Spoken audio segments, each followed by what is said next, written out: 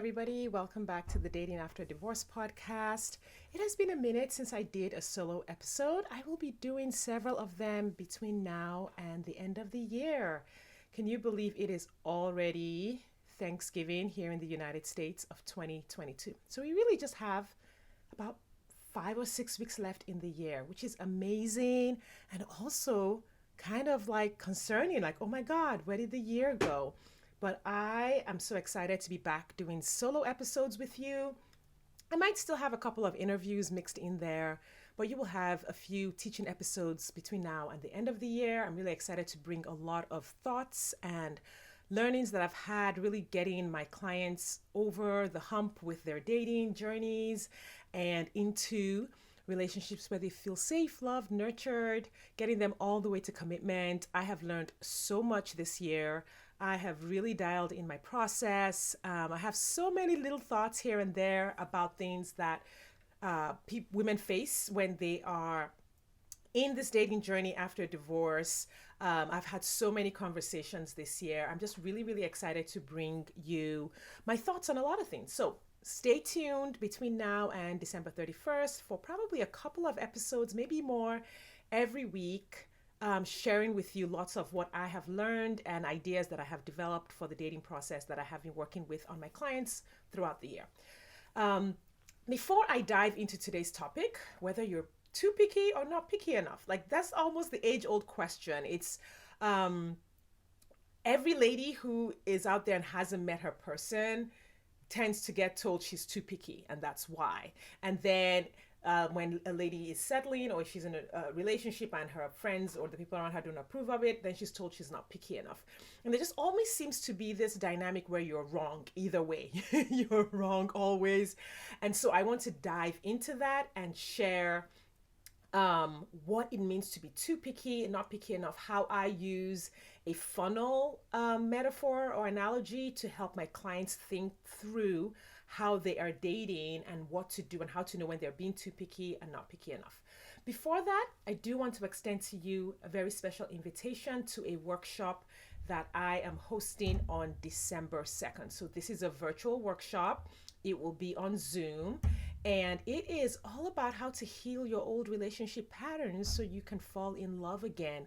For some women, what is holding you back is that you still have old relationship patterns going, and those old relationship patterns keep playing out when you are dating.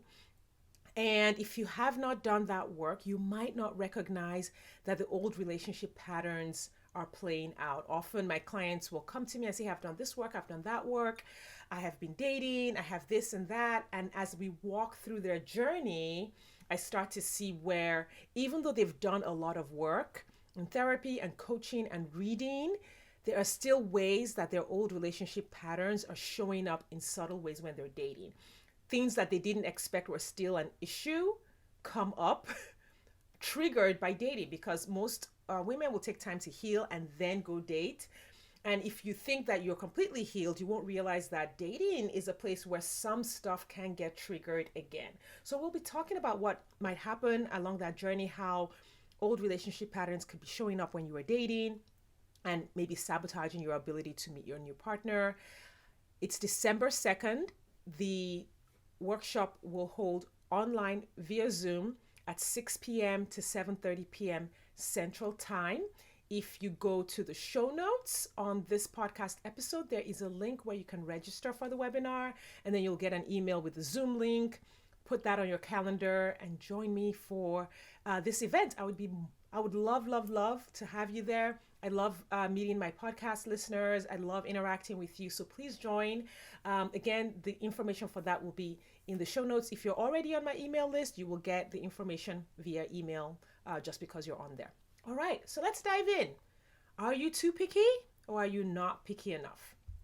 Now, what I have discovered with working with women is that most women who are having trouble, especially with online dating, tend to be a little bit of both, but not in the sense that they're too picky and then they're not picky enough. The problem is that your brain, again, just going back to how our brains work, your brain is always trying to keep you safe.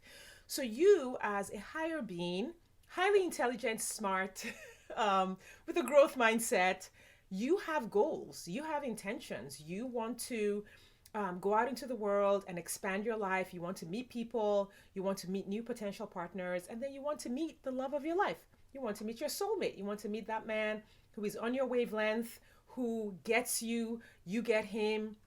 Your lifestyles are compatible. You have the same sense of adventure. Like everyone shows up to life the same way. You have that intention.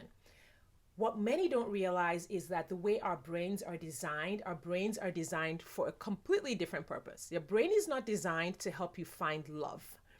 Your brain is not designed to help you find that higher level partner. Your brain is designed to keep you safe and to help you reproduce so you can pass your genes on. Right? Now, for many of us, 40 plus, passing our genes on is, for the most part, no longer a thing. But guess what? You still have the same brain. So for those who are still planning on passing your genes on, for those of us who are like, okay, we're done, we have the same brain. Our brains were designed to like find food, eat food, stay warm and safe in the cave, mate, reproduce, and, you know, further the species. Like some really very basic things. Now, of course, over time, we've adapted, we've evolved. We have the prefrontal cortex that is able to look at our long-term goals and go for things that we really want to go for, that life that truly makes us happy. However, we also still have other parts of our brain that are intent on keeping us safe, keeping us warm, keeping us fed, and keeping us reproducing. And this is the part that tends to come up if you are not aware of it, if you are not actively self-coaching or being coached or learning and growing and understanding why things aren't working out the way you want. If you don't have that understanding, you won't see how your brain is tripping you up in this question of being too picky and not picky enough. So what I have observed with my clients and women that I have talked to, women that I have worked with, is that very early in the dating process, and I'm going to talk about online dating specifically, because it's slightly different from when you meet a person in the real world or when you meet them through an introduction through a friend. That's completely different. This in context, I want to keep this in context. This is in the context of online dating only. What happens in that situation is your brain is looking at an online profile and it tends to be too picky with information that it does not have. At the very beginning of what I call the funnel, so in my coaching program, when I work with my clients, we actually have a diagram that I use to walk them through the different stages of dating. We have like several stages: initial contact, casual dating, and we kind of go on. And at each stage, initial contact, which is when you're looking at the profile, there are guidelines that I give my clients for working at this stage. So at this very early stage, what is happening is that your brain is just going to be afraid. And what your brain is doing at this point is like, well, we need to be afraid of something because we need to be safe. This is unsafe. Whatever we're doing right here is unsafe. It's just unsafe because we haven't done it before. And we didn't use a dating app when we got married the first time. And like, we're not sure we know what we're doing, so we're unsafe. It just feels unsafe in general. And what it does then is that it creates a mechanism for dealing with that fear that you have at the point where you are looking at the profile. And typically what it does at that point is to be too picky, right? And it will tell you, well, you don't want to end up with the wrong man. That profile, you're not attracted to that guy, and he's not perfect, and he doesn't have all the exact things that you want, and things like that. Unfortunately for your lower brain, when you are looking at a profile, you are looking at a one-dimensional view of what a person is. And so you don't actually have enough information from a profile to decide a lot of the things that you are deciding at that point. Like I have talked to women who will say, oh, that's his profession. Like, the guy puts in sales, and maybe they have a thing. They knew a guy with sales. And so they take what they know and they're like, oh, he's in sales. That must mean, like, if you find yourself saying things like that must mean, or this means, or that is probably the whatever the thing is that you don't want, when you are looking at a profile, you are being too picky for that stage. And it's not that overall, most women are not picky enough. That's my general philosophy of dating, is that most women are not picky enough. Like, we all need to be more picky.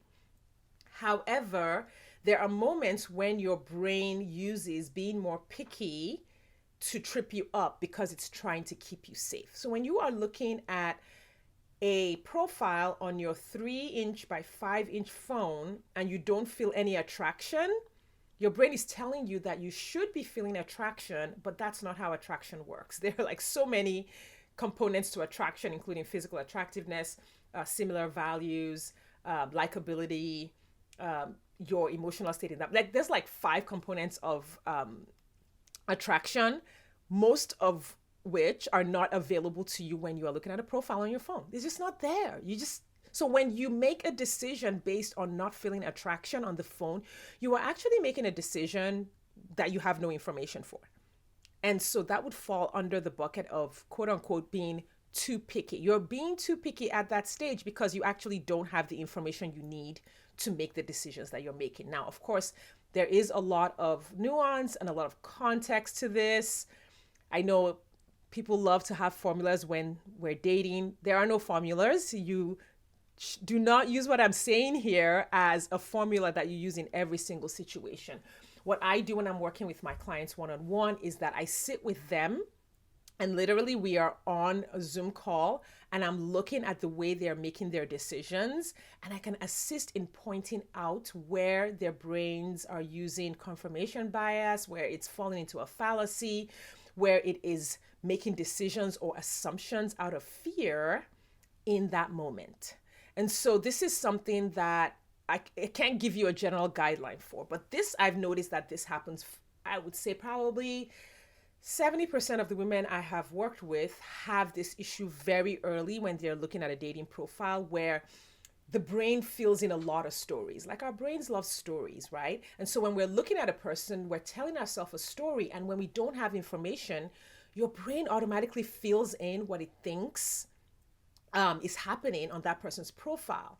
But it doesn't, it's just making it up. It's just making so many things up based on, I remember one client, I was teaching her the process of swiping and giving her guidelines based on her situation. And we got to one guy's profile and she was like, oh, he looks like a dentist. I was like, how? What does a dentist look like? How did you even get there?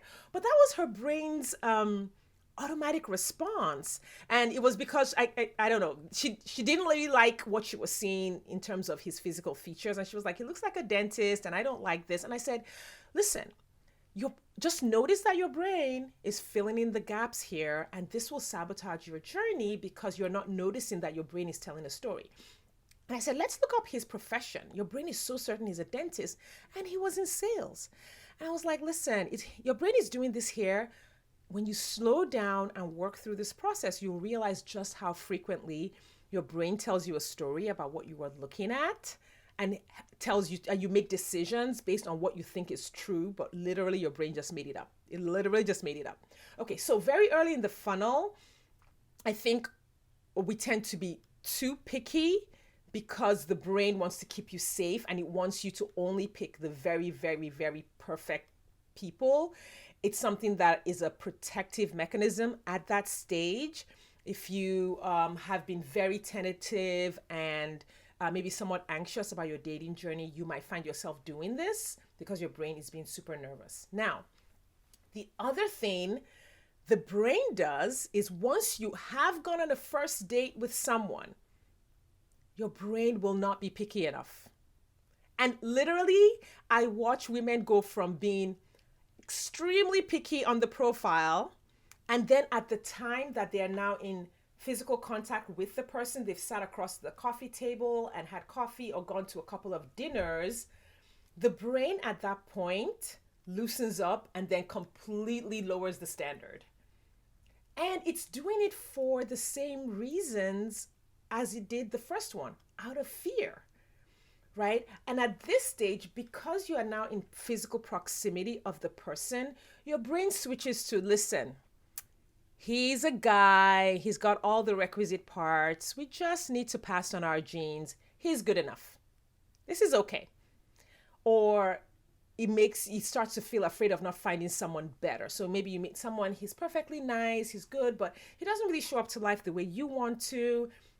Maybe you love to travel and you love having adventures, and he's more of a homebody who just really doesn't like to do a lot of energetic things. So there's a mismatch in the lifestyle that you want and the lifestyle that this person wants, even though they're decent and, nice.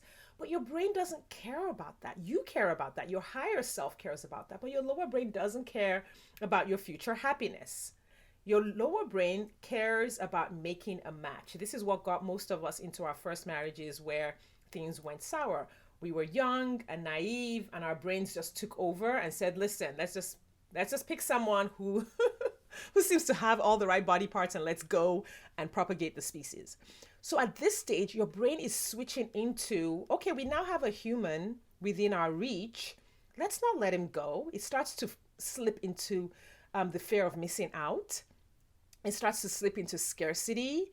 It starts to slip into inadequacy, and inadequacy in the sense that it starts to become afraid of disappointing that person by saying no. You start to feel afraid of rejecting that person because now you have to tell them that you don't want to see them anymore. All of that anxiety comes up and causes you to not be picky enough at that stage. So you can go from being too picky at the beginning, going through the funnel, and I have several stages in the funnel that I teach my client, and then you get to this stage and you are not picky enough.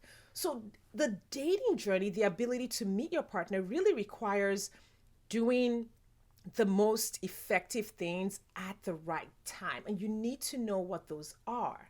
When you are now in proximity with someone, you need to realize that your brain is in a different mode than you were at the beginning, and you need to watch out for when it's trying to have you settle, and or it starts to tell you, well, let's just go on one more date and see if he's different. Let's just go on another date and see if he's different.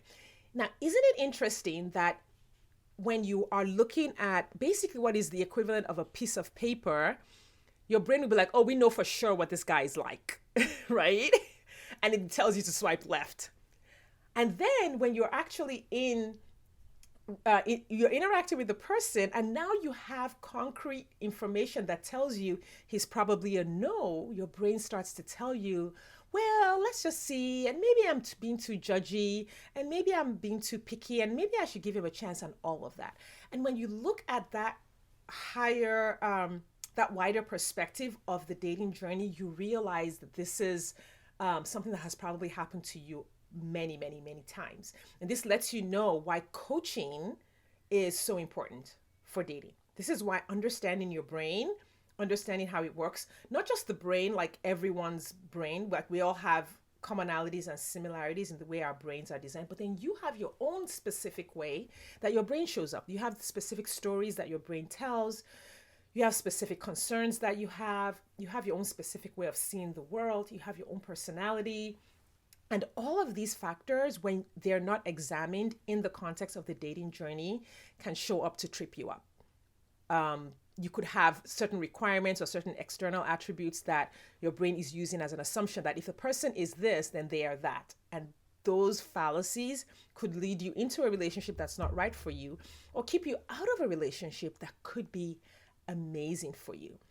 And so my mission really is to help women learn all of this, like learn all of these concepts, which it's so sad that, I'm in my 40s and I learned this after I turned 30. These are all things that I learned after age 40, and I continue to learn and grow even within my very happy second marriage. I continue to learn things. I'm like, oh my God, I had no idea that this was a thing. I had no idea that that was a thing.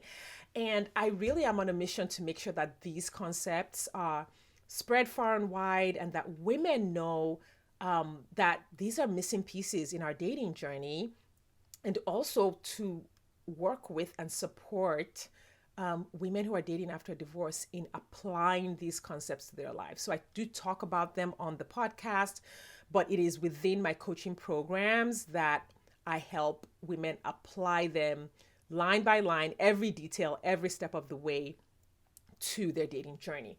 So what happens when you have this is you develop, what you really need to do here, I guess let me phrase it differently, is to develop the confidence that helps you sort of hold the tension of being picky at the right time and not being picky at the right time. It requires a really strong sense of self. It requires a really strong sense of self-confidence and capability and ability to navigate this journey, and a sense that you will be successful no matter what. Like, that is one of the things that when I work in my coaching program with women, I'm like, we've got to get to this point. We've got to get to this point where you feel completely capable of doing this while you are on the journey. Because if you feel like, oh, this is bigger than me, this is hard, I can't do this, all of those things, you won't be able to hold the tension. You won't have the emotional resilience to hold that tension, to sort of see how things go while looking out for your own best interests along the journey. So I just want to give a shameless plug to my coaching program here, that if any of this resonates with you, listen, book a consultation call with me. The link for that is also in the show notes. You can book a consultation call with me, and we talk about where you might be needing some education shored up in your dating journey, in your relationship journey, or in your confidence journey.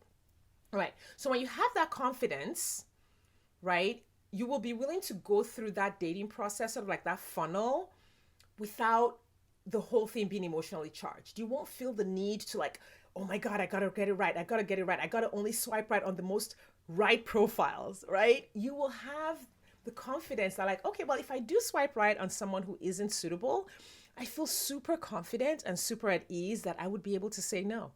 That if I get into the text conversation and he turns out to be looking for something that isn't right for me, that I would be more than happy to be like, hey, thanks for your time and attention. This is not a match. And I wouldn't feel bad. But a lot of women tend to feel bad, tend to feel like they're being judgy or they're being mean. They shy away from that moment where they have to tell someone no. And that's a whole podcast episode on its own. But true confidence knows that you have your own back, and you will confidently say no if a person shows signs of not being right for you. You'll have that assertiveness muscle, you'll have that discernment, and that discernment of being able to tell when a person is right for you or not at the right time comes from confidently interacting with lots and lots of people and figuring out what real people are like. If you were married for a long time, you were probably in a bubble of sorts, like in a bubble with raising your kids, in a bubble with your husband and not really interacting with a whole lot of guys out there, in a bubble with your friends, in a bubble with your girlfriends. After divorce, many of you are in a bubble with your girlfriends, which is amazing. Listen, I am a fan of the girls' trip, of the girls' night out, of Galentine's Day, which I hope to host one next year. I haven't done one for a couple of years, but 2023, I have an intention to host a Galentine's Day thing. So I love those. I am a fan of all of those. However, if you are not interacting with men in general, just as humans, it's going to be really hard for you to discern what a good man looks like. You're just not going to know. And so part of what is helpful in your dating journey is to be willing to interact with lots of men. But if you're not confident that you can say no at the right time, you won't want to. Again, these are all things that I teach my clients how to do, and I give them the support that they need to be successful on that journey. The other thing that happens when you learn how to be picky or how to be picky enough and in a way that's just right on this journey is that you learn the skill of using the apps. Too many of you are going on the apps thinking like the app is just going to serve up a great guy to you. The app is a tool. The app is a tool. You have to know how to use the app. And they all have different quirks, but a lot of it is understanding what parts of the apps to pay attention to, how to use them. The Discover page is one of the worst places to be on the app. I'm talking about Match specifically now, but every app has its own version. The recommended guys, and I believe I talked about this on a previous episode, about how they serve up the classic good-looking people.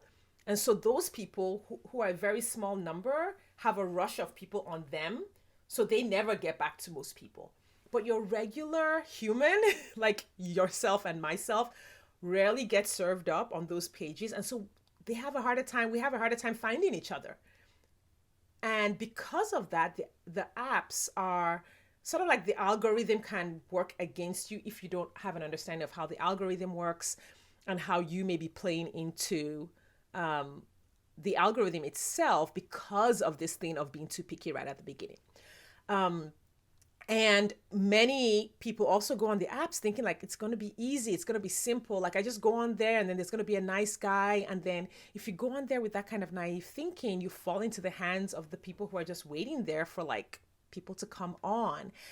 You really need to be savvy. You need to have like an understanding of human nature. Another thing that I talk a lot about in my programs. And you need to sort of have your own emotional boundaries raised. You have to have your emotional resilience strengthened so that when you are on there and things happen that you don't like, you don't fall apart. You don't take everything personally. You don't think the app is like against you or you're doing something wrong. Like all of those thoughts that start to come up, or the sense of entitlement that like, well, this should be easy, and if I went on and it didn't work the first time, like I should definitely give up because it should be easy. Well, choosing a life partner is a very serious it's a very serious item. We don't get enough of an education on it. I don't even think culturally, most cultures don't take it as seriously as they should. Most cultures are like, yeah, you definitely need to be paired up, which is problematic in itself, but don't educate young people on like what that process should look like. There's a lot more emphasis on, okay, 6 years of grade school, 6 years or 8 years of high school, and then 4 years of college, and then you get a job. And look at all of that investment in that kind of education required to find work, and then compare that to the level of education that is given for choosing a life partner, for choosing the father of your children, for choosing the grandfather to your grandchildren. And then you'll realize, oh, wait a second, I'm rushing a little bit here. And it should be easy in the sense that you shouldn't be like suffering in the process, but there is definitely some effort that needs to go into it. And learning and growing and understanding how to use the tools of dating is part of that effort. And all of this comes from when you learn how to approach dating from just a little bit more of a neutral standpoint, a little less of a fantastical, romantic, oh, no, the word I'm looking for is fairy tale. A little less of a fairy tale thinking. A little less of looking for Prince Charming, what we see on the movies and what the cultural narrative is, and more of a mature life choice. Like, this is what I want to do with my life. I want to be with someone for the rest of my life, and I want to do it well, and I want to do it right. And that's going to require some investment, and that's going to require some effort, both mental, and it's going to require some physical energy, which is getting up and going out and interacting with people and maybe learning some new social skills that I don't have now. Maybe you haven't interacted with a whole lot of men. Okay, that's going to be new, and I'm willing to step up to do that. And that is the approach that I take in my my dating program. For sure, it's not for everyone. I think some people might prefer something a little more like, I don't know, like a fairy tale kind of thing. But I definitely take a very human, practical approach, because I think marriage in the end is about finding that person who you feel passionate about, you feel like you're in love with, you resonate with that person, but also that person who is a teammate, who's a partner, who's going to roll up their sleeves and do the work of life with you. And if that's what you're looking for, then my program would definitely be the right program for you. If you're looking for something a little more like movie-like, then my program would not be the right one, because I tend to take like a neutral approach to it, because I feel like it's a very practical thing when we know what we're looking for. All right. Those are my thoughts on being picky or not too picky. I think there is a right time to be a certain kind of picky, and there's a right time to be a certain kind of not too picky, and you just have to apply them at the right stages. But overall, I am a fan of being picky, because you're awesome, you're amazing, and you bring so much to the table. You deserve to have someone who does the same too. So if you're going to err on the side of everything, for sure, be too picky. But I hope this episode has given you kind of an understanding of where, if you do that too early and on the wrong items, it might keep you from meeting some truly wonderful people. All right, everyone. I want to just remind you to sign up for the webinar in the show notes, book your consultation call. Thank you for your time and attention, and I will see you next time.